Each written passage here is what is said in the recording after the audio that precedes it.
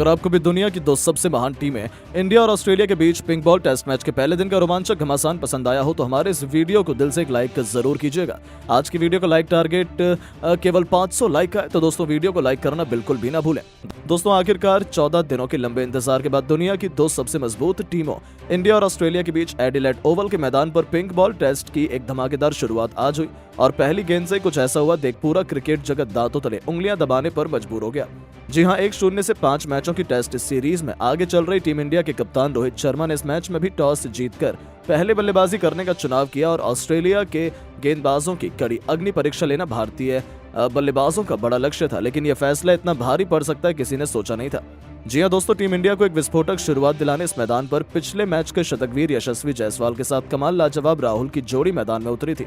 दूसरी तरफ गेंदबाजी में आग उगलने आए थे मिचेल स्टार्क और आते ही इस खिलाड़ी ने अपनी पहली गेंद पर ऐसा तहलका मचाया कि यशस्वी जायसवाल को चारों खाने चित करते हुए इस खिलाड़ी को पवेलियन का रास्ता दिखा दिया। जी हां, स्टार्क की नागिन की तरह लहराती हुई गेंद सीधा जाकर यशस्वी के पैड पर लगी और एम्पायर ने इस खिलाड़ी को एलबीडब्ल्यू दे दिया और इसी के साथ इस टेस्ट मैच की पहली ही गेंद पर टीम इंडिया को पहला झटका लग चुका था। जहां यशस्वी को तो खाता भी खोलने का मौका स्टार्क ने नहीं दिया और अपनी पिछले टेस्ट की बेइज्जती का बदला भी जोरदार तरीके से लिया। उनके आउट होने के बाद में हम मैदान में शुभमन गिल आए थे। भारतीय खेमे में सन्नाटा छाया हुआ था, लेकिन दोस्तों आते इनफॉर्म इस खिलाड़ी ने स्टार्क की चौथी गेंद पर गली के क्षेत्र में मैदान को चीरते हुए खूबसूरत चौका लगाया तो पांचवी गेंद पर मिड ऑफ के क्षेत्र में अपनी शानदार कवर ड्राइव का इतना खूबसूरत नजारा दिखाया कि गेंद गोली की तरह चौके के लिए चली गई और लगातार 2 गेंद पर 2 चौके जड़कर उन्होंने न केवल ऑस्ट्रेलियाई खिलाड़ियों और फैंस के चेहरे से मुस्कान गायब की बल्कि अपने खतरनाक इरादों से कंगारुओं को रूबरू भी करवा दिया। ये खिलाड़ी अपने करियर की रेड हॉट फॉर्म में चल रहा था, उन्होंने तो मिचेल स्टार्क की नाक पे दम कर दिया। 5 ओवर में ही टीम इंडिया ने 15 रन बना लिए थे। ऐसा लग रहा था टीम इंडिया मजबूती से इस मैच में वापसी कर रही है। इस बार 7वां ओवर लेकर आए स्टार्क को ठीक उसी दिशा में इस बार पॉइंट की तरफ चौके के लिए मारकर गिल ने इस खिलाड़ी के होश उड़ा दिए थे। उन्हें समझ नहीं आ रहा था कैसे इस तूफान को रोका जाए। ऑस्ट्रेलियाई खेमे में सन्नाटा साफ तौर पर देखा जा सकता था, लेकिन दोस्तों तभी 8वां ओवर लेकर आए स्कॉट बॉलैंड ने पहली गेंद पर केएल राहुल को विकेट के पीछे कैच आउट करवा दिया। तब तो पूरे हिंदुस्तान में सन्नाटा ही छा गया था, लेकिन दोस्तों तभी एक बहुत बड़ा चमत्कार होता है। वो गेंद नो बॉल हो जाती है और राहुल को बहुत बड़ा जीवन दान मिल जाता है। जहां ऑस्ट्रेलिया के साथ तो यहाँ बहुत बड़ा प्रैंक हो गया था। जी हां दोस्तों, किसी को भरोसा ही नहीं हुआ कि कैसे ये गेंद नो बॉल हो गई और राहुल बाल बाल बच गए। तब जाकर सबकी जान में जान आई और जख्मों पर नमक छिड़कते हुए राहुल ने अगले ही ओवर में करारा चौका लगाकर ऑस्ट्रेलिया को मुंहतोड़ जवाब दिया था। उनकी धाकड़ बल्लेबाजी से 10 ओवर में टीम इंडिया 30 रनों तक 1 विकेट के नुकसान पर पहुंच चुकी थी और भारतीय क्रिकेट टीम इस मैच में धीरे धीरे पकड़ बनाती जा रही थी। मिचेल स्टार्क से लेकर पैट कमिंस, स्कॉट बॉलैंड, तीनों गेंदबाज अब तक तो पूरी तरीके से फ्लॉप साबित हुए थे। इन दोनों की साझेदारी ने ऑस्ट्रेलिया की नाक में दम कर दिया था। 15वें ओवर में ऑस्ट्रेलिया के कप्तान पैट कमिंस को थप्पड़ की तरह एक के बाद एक 2 चौके लगाकर राहुल ने न केवल गिल के साथ 50 रनों की दमदार ओपनिंग पार्टनरशिप को अंजाम दिया, बल्कि 15 ओवर में टीम इंडिया को 53 रनों तक पहुंचा दिया था। टीम इंडिया इस मैच में पूरी तरीके से शिकंजा कसती हुई नजर आ रही थी, लेकिन दोस्तों जब सब हार मान चुके थे तब 19वां ओवर लेकर आए मिचेल स्टार्क ने अपना जलवा दिखाया। उनकी गेंद को बाउंड्री के बाहर करने के चक्कर में राहुल सीधा गली में खड़े मैक्स विनी के हाथों में गेंद मार बैठे और इस खिलाड़ी ने कमाल का कैच लपक कर टीम इंडिया को दूसरा झटका दे दिया। जहां केएल राहुल 6 बेहतरीन चौकों की बदौलत 64 गेंद पर 37 रन बनाकर पवेलियन लौट गए।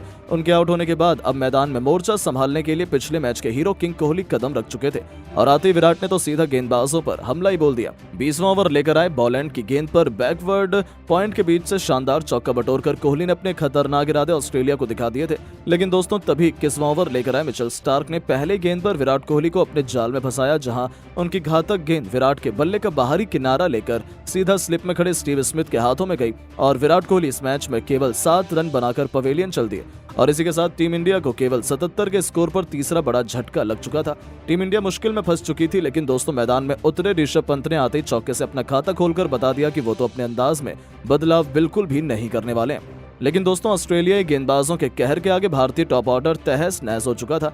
दरअसल अब 22वां ओवर लेकर आए स्कॉट बॉलैंड की पहली गेंद पर शुभमन गिल एलबीडब्ल्यू हो जाते हैं। जी हां, ये खिलाड़ी 51 गेंद पर 5 चौकों की बदौलत केवल 31 रन बनाकर पवेलियन लौटा और इसी के साथ टीम इंडिया को चौथा झटका भी लग चुका था।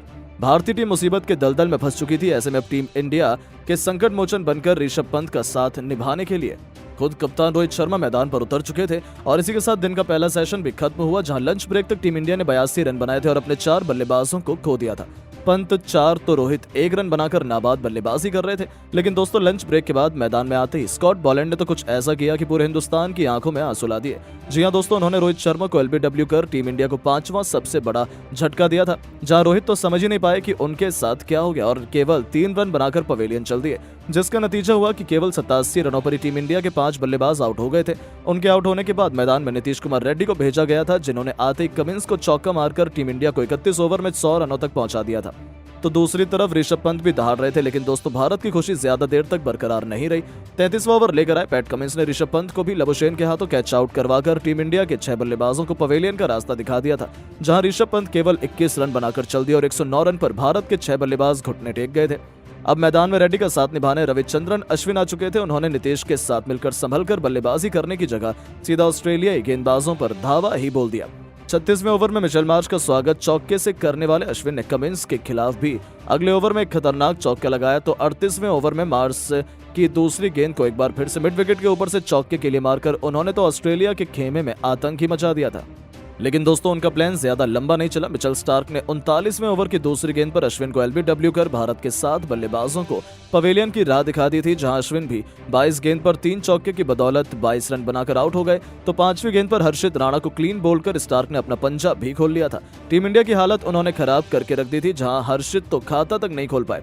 अब दोस्तों नीतीश रेड्डी भी भारत की आखिरी उम्मीद थे, जो लाजवाब फॉर्म में थे। 41वां ओवर लेकर आए स्टार्क की गेंद पर आसमानी छक्का जड़कर उन्होंने टीम इंडिया को 150 रनों के पार पहुंचा दिया था। तो स्कॉट बॉलैंड की 42वें ओवर में उन्होंने तो लगातार 2 तूफानी छक्के और 1 चौके की बदौलत 18 रन बटोरकर इसे अब तक का सबसे महंगा ओवर बना डाला और भारतीय फैंस को दोबारा झूमने का मौका दिया था। हालांकि दोस्तों 44वां ओवर लेकर आए बुमराह ने तीसरी गेंद पर जसप्रीत बुमराह को पवेलियन का रास्ता दिखाया, जहां बुमराह खाता तक नहीं खोल पाए थे। तो अगले ओवर में इस टास्क को करने से पहले गेंद पर नीतीश रेड्डी को कैच आउट करवाकर पूरी की पूरी टीम इंडिया को 44.01 ओवर में 180 रनों पर ऑल आउट कर दिया, जहां नीतीश 54 गेंद पर 3 चौके और 3 तूफानी छक्कों की बदौलत 42 रनों की एक शानदार पारी खेलकर पवेलियन लौटे। इसी के साथ ही टी ब्रेक भी ले लिया गया। टी ब्रेक के बाद ऑस्ट्रेलिया की क्रिकेट टीम को एक शानदार शुरुआत दिलाने उस्मान ख्वाजा के साथ नाथन मैक्सवेनी की खतरनाक जोड़ी मैदान में आई और पहले ओवर में बुमराह की चौथी गेंद पर चौका लगाकर ख्वाजा ने अपना और अपनी टीम का खाता भी खोल लिया था। ऐसा लगा था ये दोनों बल्लेबाज सीधा चौकों की बारिश ही कर देंगे, लेकिन दोस्तों बुमराह और सिराज की आधी ऐसी आई कि अगले 4 ओवर में 1 रन भी ये दोनों नहीं जोड़ पाए। 4 ओवर में मुश्किल से ऑस्ट्रेलिया केवल 4 रन ही बना पाई थी। हालांकि टीम इंडिया को विकेट नहीं मिल पाया था।